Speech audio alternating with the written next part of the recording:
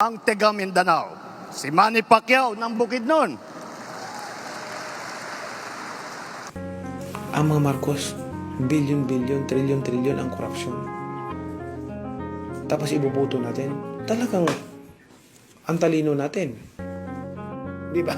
Ang talino talaga natin. Alam ko matatalino naman ang taong bayan. Naniniwala ba kayo na sangkot sa korupsyon si Marcos? Ayon sa Supreme Court, bakit hindi tayo maniniwala? Wala na tayong gobyerno kung hindi tayo maniniwala sa desisyon ng Supreme Court.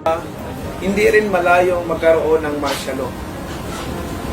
Pagka si Bongbong ang magkakaroon ng martial law ulit. At yan ay pagsisihan ng taong bayan. Pag-isipan ninyong mabuti dahil ang pagsisisi laging nasa uli. Mark my word. Kung gusto nyong magkaroon tayo ng martial law ulit, then iboto nyo siya. Yun lang ang ano ko, ay malaki ang posibilidad na magkaroon tayo ng martial law. Maniwala ka sa akin. Siguro naman ang taong bayan mautak. Kasi pag ibinuto mo pa yung hindi nagbabayad ng tax, hindi ko na alam talaga kung saan nanggagaling yung talino natin.